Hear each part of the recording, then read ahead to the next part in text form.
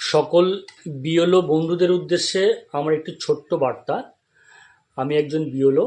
আমি নূর ইসলাম মিস্ত্রি, 182/74 পার্টের বিএলও।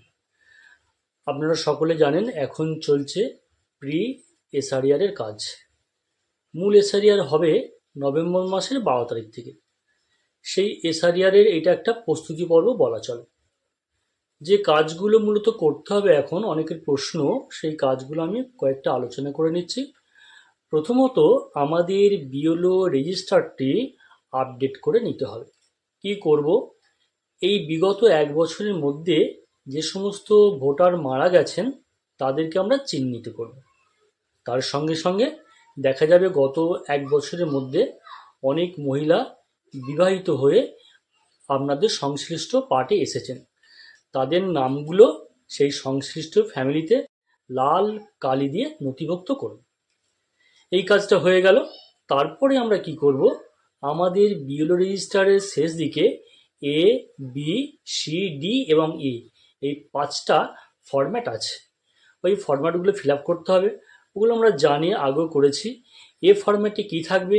এ ফরম্যাটে যাদের 18 বছর হয়ে গেছে কিন্তু এখনও ভোটে নাম ওঠেনি সেরকম ব্যক্তিদের নামগুলো নথিভুক্ত করতে হবে।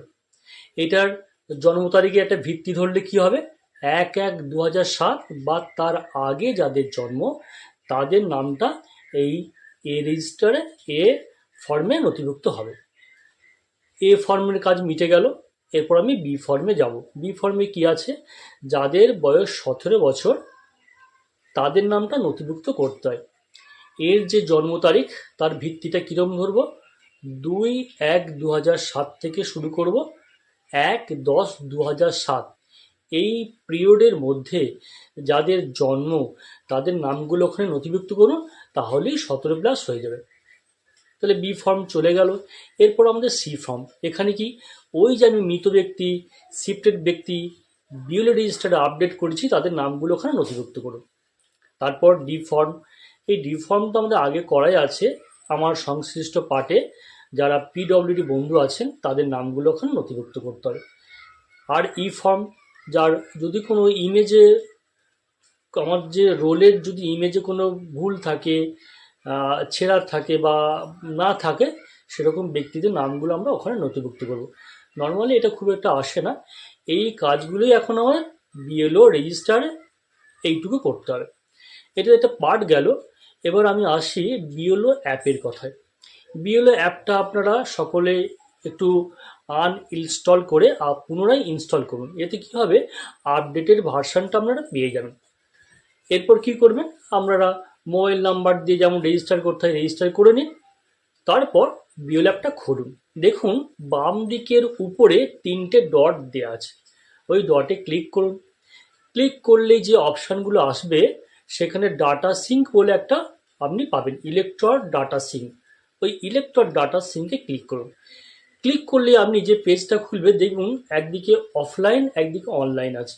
ওটা অফলাইন মোডে আপনারা নিয়ে যান।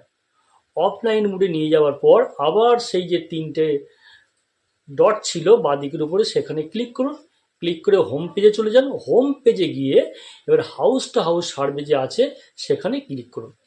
ওখানে দেখবেন ভেরিফাইড আর নন ভেরিফাইড সব নামগুলো এসে যাবে। ওখানে যে কোনো একটা ভোটারের আপনি ক্লিক করুন। ক্লিক করে তার ডাটাগুলো আপডেট করে দিন। যা যা চাইবে ওখানে সেগুলো আপনার ডট ডট ডট ডট দিয়ে, হ্যাঁ, কোনো যদি ডকুমেন্ট আপডেট করতে চান করতে পারেন। যদি করার প্রয়োজন না হয়, না করার দরকার নেই, আপনারা ওগুলো ভেরিফাই করে দিন। এই ভেরিফাই আমার পার্টে যত ভোটার আছে সবগুলোকে ভেরিফাই করতে হবে। এই একটা সহজ কাজ আছে। এরপর আর একটা কাজ আমাদের করতে হবে, ডিএসি যে এক জায়গাটা আছে ওই ডিএসিটা ক্লিক করুন। ওখানে দেখা যাবে কিছু ডুপ্লিকেট ভোটার, যেটা আমার পার্টেও আছে, একই নাম, একই বাবার নাম বা একই রিলেশনের নাম আমাদের অন্য কোথাও আছে। তাহলে যেটা আমার পার্টে আছে সেইগুলো আমাদের অরিজিনাল ভোটার, সেখানে ক্লিক করুন। ক্লিক করে সেখানে অরিজিনাল রিমার্কের ঘরে লিখে দিন এবং ওটা সাবমিট করে দিন। এবং ওটা সাবমিট করার পর যেগুলো আমার পার্টে নয় সেগুলোকে ক্লিক করুন। সেখানে যেখানে নো ইনফরমেশান আছে সেখানে ক্লিক করুন এবং প্রয়োজনে রিমার্কের ঘরে নো ইনফরমেশান লিখে ওটা সাবমিট করে দিন। এই পরপর পরপর এই কাজগুলো আপনারা করে ফেলুন। আপাতত এই কাজগুলোই করুন। এই কাজগুলোই করলে আমাদের এসআরিয়ার কাজটা মোটামুটি অনেকটাই আয়ত্তে এসে যাবে।